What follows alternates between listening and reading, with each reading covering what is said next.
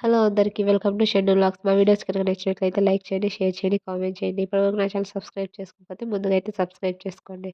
ఇది వచ్చేసి evening vlog అండి. మా పాప చూసారు ఈవినింగ్ ఎంత బాగా ఆడుకుంటుందో, అందరికి హెల్ప్ చేస్తూ ఉంటుంది. చూసారా ఎంత బాగా హెల్ప్ చేస్తుందో. చేసే పని అంతా చెడగొడుతూ ఉంటుంది. అక్కడ ఇక్కడ తిరుగుతూ అల్లరి చేస్తూనే ఉంటుంది. ఇంకా నైట్కి వచ్చేసి డిన్నర్ అయితే రెడీ చేస్తున్నాను.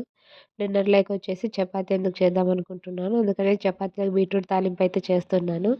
ఇది కొద్దిగా ఆయిల్ వేసేసి సాసులు అందుకు వేసేసి తర్వాత అయితే పెట్టేశాను. అది కొంచెం కొద్దిగా ఉప్పు నీళ్ళు వేసి ఉడకబెడుతూ ఉన్నాను. ఇంకా దాంట్లోకి వచ్చేసి పల్లి పొడి అయితే రెడీ చేస్తున్నాను, శనగిత్తనాల పొడి. ఇది రెడీ చేసేకి శనగిత్తనాలను ఫ్రై చేసుకుంటున్నాను. శనగిత్తనాలు ఫ్రై చేసేసుకొని ఎండుమిరపకాయలు ఉంటాయి కదా, అవి కూడా కొద్దిగా అయితే ఫ్రై చేసేసుకుంటున్నాను. ఇవి కొద్దిగా కారం ఎక్కువ ఉన్నాయి, అందుకనేసి కొద్దిగా తక్కువ అయితే చేసుకుంటున్నాను. ఇంకా ఈ ఫ్రై చేసేసుకొని ఎండుమిరపకాయలు కొద్దిగా ఉప్పు అయితే అందులో వేసుకొని దంచుకోవాలి. మెత్తగా పొడిలాగా అయితే చేసేసుకోవాలి ఒట్టిమిరపకాయలని. ఇదంతా నున్నగా దంచేసుకోవాలి. ఇలా అంతా నున్నగా అయిపోయిన తర్వాత ముందుగా వేయించి పెట్టుకున్నాం కదా శనగిత్తనాలు, అవి అయితే అందులో వేసేసుకొని దంచుకోవాలి. జలుబు చేసింది, అందుకే వాయిస్ బాగలేదు.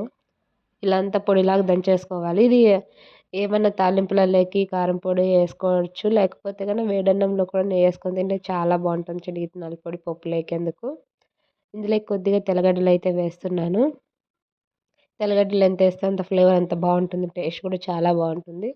ఇలా అంతా మొత్తం నీట్గా దంచేసుకోవాలి. ఇది రోట్లో దంచుకుంటే టేస్ట్ చాలా బాగుంటుంది, మిక్సీకి వేస్తే అంతగా ఏమి టేస్ట్ అనిపించదు. ఏవైనా కూడా రోట్లో దంచుకుంటేనే టేస్ట్ బాగుంటాయి కదా, రోటి పచ్చళ్ళలాగా. ఇంక ఇప్పుడైతే శనగిత్తనాల పొడి అయితే రెడీ అయిపోయింది. ఇది ఆంధ్రాలో ఎక్కువగా తింటారు.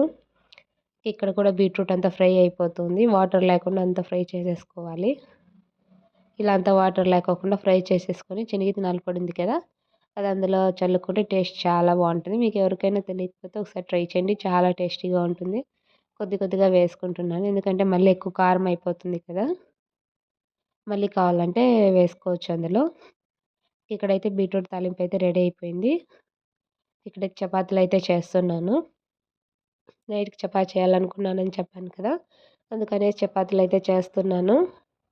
ఇలా చపాతీలు కాల్చేసుకొని మా నైట్ డిన్నర్ అయితే చపాతీ బీట్రూట్ తాలింపు, మరి పొద్దున చేసిన పప్పు కొద్దిగా ఉండింది, ఆ పప్పు కూడా అయితే తింటున్నారు. ఇంకా నైట్కి మా ఆయన వచ్చేసి గోబీ అయితే తీసుకొచ్చారు, అది కూడా కొద్దిగా అయితే తిన్నారు. ఇది ఇవాళ మా డిన్నర్. మీరేం తిన్నారో కింద కామెంట్ సెక్షన్లో కామెంట్ చేయండి. మా వీడియోస్ నచ్చితే లైక్ చేయండి, షేర్ చేయండి, కామెంట్ చేయండి, అలాగే సబ్స్క్రైబ్ చేసుకోండి. Thanks for watching.